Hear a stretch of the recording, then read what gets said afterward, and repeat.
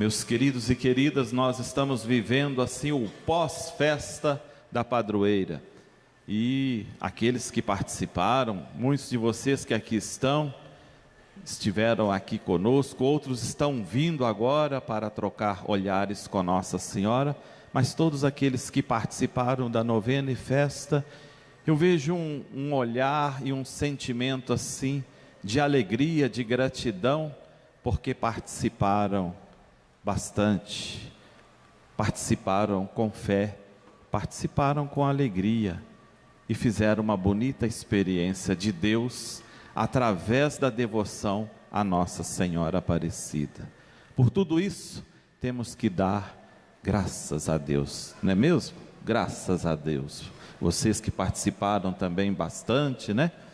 Até o nosso ministro ali, ele veio todos os dias, à tarde, à noite. Está todo mundo assim com um olhar cansado, né? Mas está todo mundo firme, porque cumprimos o dever de trabalharmos em comunidade. E em comunidade fazermos essa bonita experiência junto com o povo de Deus. Vejam vocês, na liturgia de hoje, nós temos essa primeira leitura que foi tirada da carta de São Paulo aos Gálatas. A palavra-chave aqui é a palavra liberdade. Mas por que liberdade? Porque nós fomos criados por Deus, Deus deu-nos a vida e nos deu a vocação para a liberdade. E o contrário da liberdade é a escravidão. O ser humano não foi feito para ser escravo de ninguém e de nada. O ser humano não foi criado por Deus para ser fechado numa prisão, para estar preso, para estar acorrentado. O ser humano, os homens e as mulheres, você, foi criado para ser livre. Quanto mais livre, mais feliz. Quanto mais escravo de alguma coisa ou de alguém, mais infeliz. É a lógica da vida. O que nos torna escravos? A pergunta que fica de fundo para a gente pensar, né? O que está me escravizando? Mas a leitura faz uma comparação alegórica e usa a figura de Abraão, né? Teve 2 filhos, um filho com Agar, a sua escrava, e o outro com Sara, que era sua esposa. Bom, a alegoria, viu gente? É um jeito de olhar. A gente vê então, e Paulo pega esse exemplo para mostrar para nós que existem os filhos da escravidão e os filhos da liberdade. Os filhos de Agar, da escravidão. Os filhos que nascem da escrava se tornam escravos. Os filhos que nascem da esposa se tornam livres. Essa esposa é a nova aliança. A escrava é a antiga aliança. E a antiga aliança aqui eram as leis. E o povo foi ficando muito preso à lei. E quando a gente é muito preso a alguma coisa, principalmente às leis, aqueles costumes rígidos, aqueles costumes que às vezes a gente nem sabe para que tem aquilo, a gente perde um pouco da liberdade. E estar preso em algum costume muito arraigado, que talvez não nos ajude a ter uma fé autêntica, atrapalha a nossa caminhada, não é mesmo? Porque Deus nos criou para a liberdade e Ele enviou o seu próprio Filho, que é liberdade, que é essa nova aliança, que faz nós todos sermos livres. Livres. Não podemos ficar presos a nenhuma amarra. Devemos ser livres. Livres para amar, livres para experimentar o Senhor, livres para ter uma fé autêntica, uma fé baseada na palavra de Deus, uma fé que faz a gente se reunir em comunidade celebrar, em comunidade celebrar a Eucaristia e relembrar Jesus Cristo, o grande presente de Deus para nós. Então, essa primeira leitura, onde São Paulo, o grande evangelizador, ele vem nos provocar a isso, que a gente deve olhar e desprender-nos de todas as correntes que nos amarram, desprender-nos das coisas que nos seguram, desprender-nos de tudo aquilo que atrapalha a nossa caminhada de fé. Quando a gente vai no Evangelho, que é de Lucas, ali a gente vê, primeira coisa, Jesus falando às multidões. O relato do Evangelho, o autor deste Evangelho, quando ele coloca que Jesus está falando às multidões, ele alarga bastante a coisa, e esse falar às multidões serve para a gente colocar nós dentro dessa multidão, nós que vivemos hoje, nós que estamos numa caminhada de fé, nós que estamos celebrando essa Eucaristia, nós que participamos da igreja.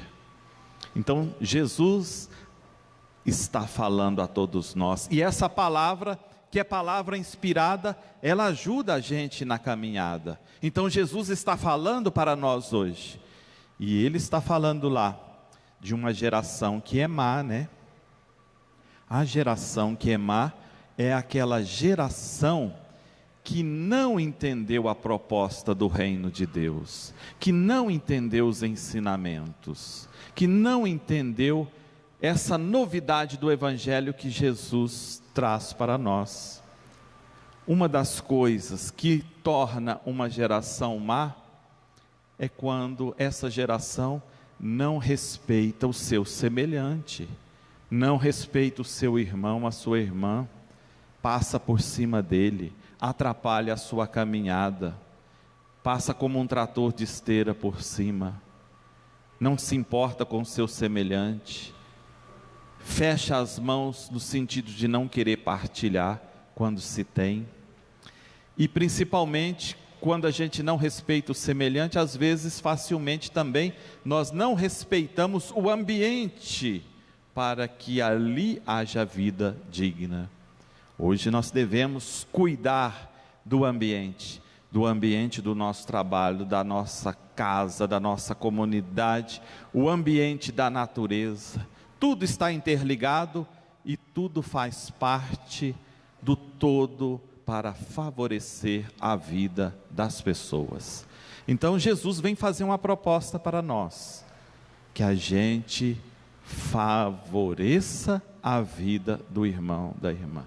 Favorecer a vida é respeitar a Deus, porque Deus criou a vida, e para que a vida continue é preciso haver respeito.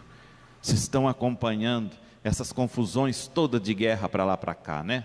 É Rússia com a Ucrânia, aquela confusão, lá na Terra Santa, as pequenas guerras terríveis que acontecem nas grandes e médias cidades, com o tráfico, a turma que quer tomar o terreno do outro, a turma que não respeita o outro, a turma que sai dando tiro, essa confusão toda, são guerras esparramadas para todo lado, e a gente não se cansa de pedir paz, paz, paz. Na verdade, eu vejo várias pessoas aí rezando, vamos pedir pela paz no mundo, que a gente possa ser pessoa de paz, que a gente comece a como que disseminar assim uma cultura de paz.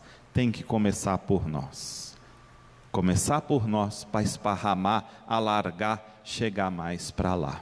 É preciso chegar com que essa paz mais para lá, para atingir as grandes pessoas que têm poder de influência para acalmar os corações nervosos. Precisamos acalmar os corações nervosos, favorecer a vida.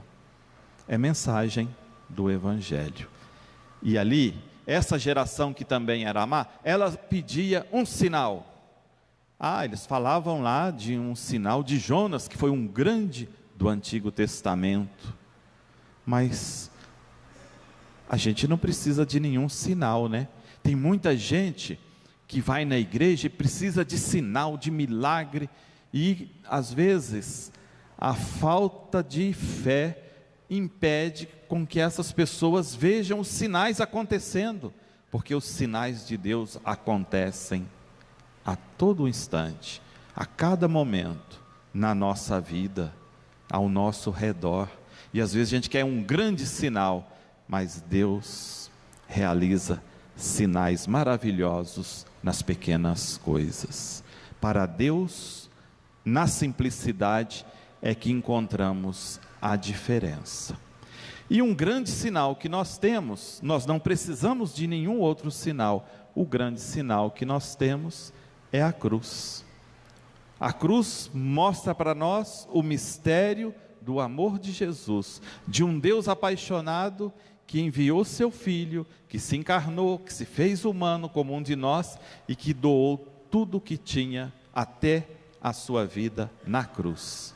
E Deus o ressuscitou. Mas a cruz ficou como o grande sinal para nós.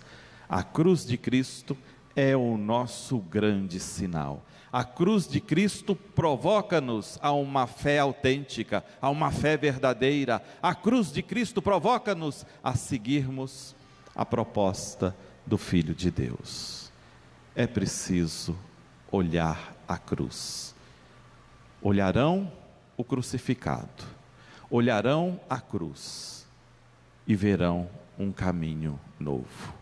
O caminho de paz, o caminho de ressurreição, o caminho de liberdade, o caminho de felicidade. Por isso nós cantamos com Nossa Senhora, que soube experimentar tudo isso e fez a grande experiência. E ela canta junto conosco: Cristo é a felicidade, Cristo é a felicidade. Sem ter amor nesta vida não há quem seja feliz de verdade. Louvado seja nosso Senhor Jesus Cristo. Para sempre seja louvado. Meus queridos, vamos fazer a prece da comunidade. Após cada invocação, rezaremos assim: Pai Santo, ouvi nossa oração. Vocês? Pai Santo,